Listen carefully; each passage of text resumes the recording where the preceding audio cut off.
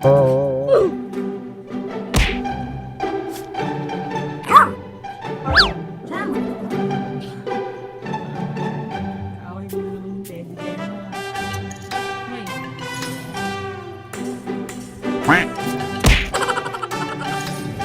guys! Welcome back once again to my YouTube channel. It's a brand new day and it's a brand new vlog. Alam ko, marami-rami na akong utang ng mga videos sa inyo kasi yung last na upload ko about matcha is nagpag-room pa siya. That was November 2020 pa. And ngayon nga ay January 2021 na guys. Actually, marami akong mga videos na nagawa before na hindi ko lang na-i-upload pa sa ngayon. At dahil nga 2021 na rin guys, gusto ko rin kayo bigyan ng konting update about kay Matcha. Maraming nag-message sa inyo sa akin sa Instagram na minsan hindi ko na rin masagot lahat, kaya pasensya na po. After ng video na to is sunod-sunod na yung mga updates and upload natin and yung mga videos natin na matagal na nga ninyong i-request. So before I proceed sa update kay Matcha, I just want to thank everyone for the continuous support guys kasi as of the moment, we are almost 24,000 subscribers.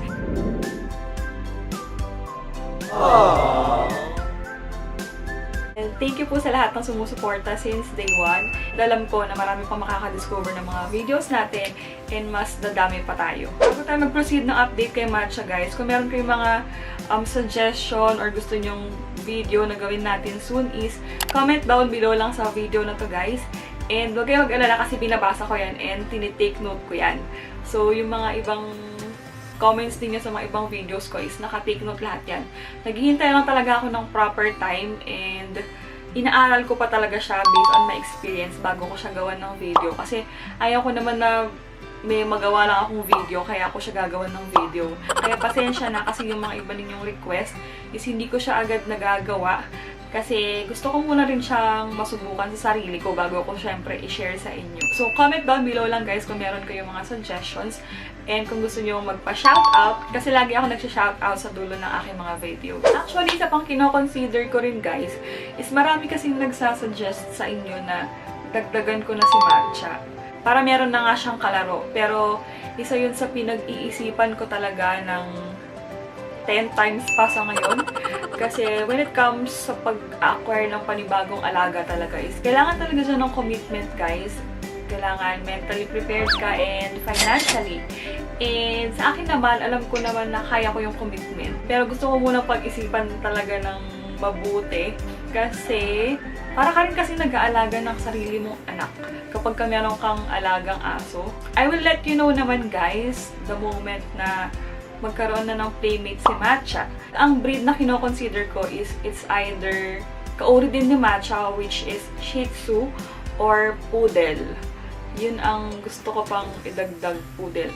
Actually, ang pinaka dream dog ko talaga guys is Corgi. Corgi pero napaka-expensive talaga ng Corgi. So, as of the moment, yan na lang muna and syempre, alam ko may mga magsasabi dyan, ba't di na lang kayo mag-adopt ng Aspin, ng mga stray dogs dyan. Yun nga po guys, sabi ko sa mga una kong video kung nanonood na kayo is marami kaming mga Aspin dito. And si Matcha is ang kauna-unahan naming dog na merong breed. So, lumaki ako na ang mga alaga naming aso dito is mga Aspin. Siguro hindi naman din masama na mag-aspire ng may breed na dog as long as nagagawa mo naman yung commitment mo as owner, di ba?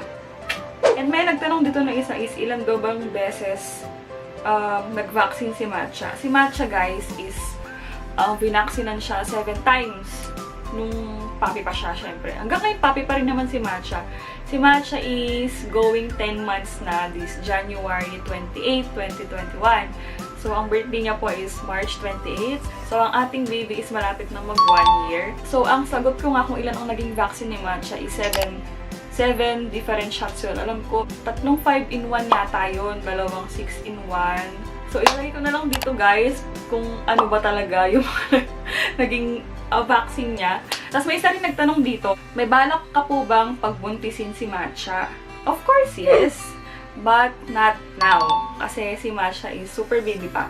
And ito nga pala guys, si Matcha, nung 8 months old siya is, ayun, nagdalaga na siya ng tuluyan. Yun ang first period niya nung siya ay 8 months. That was last month lang. And yun nga sa tanong kung may balak ba akong pagbuntisin si Matcha, sabi ko nga yes, but not now. Pero siguro kapag 2 to 3 years old na siya, dun ko pa lang siya ipapastad siguro.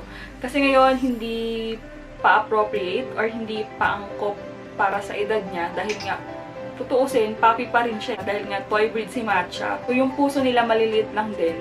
So baka hindi kasi nila kayanin ng mga anak kapag hindi pa sila fully grown up na mga Shih Tzu. And sa ngayon, ini-enjoy ko pa yung pagka-puppy ni Matcha. Kasi 'di ba yung last video ko sa kanya is yung pinagroom ko siya. May mga nagtatanong kung kumulot daw ba or unat pa rin yung fur niya nung tumutubo na. Experience ko guys kay Matcha is straight pa rin. So, yung fur niya nga ngayon mahaba. And so far guys, yun lang naman yung mga update ko kay Matcha. Yun nga sabi ko sa inyo, mag-comment down kayo ano pa yung mga gusto nyong gawin na videos namin ni Matcha. And bago natin tapusin tong video na to is mag-shoutout tayo. Shoutout kay Eunice Castrense at sa dog niya na si Kimi. And shoutout din kay Rich Vlogs at sa dog niya na si Rich. And shoutout din kay Althea Nicole Bagunton at sa dog niya na si Luna. Shoutout rin kay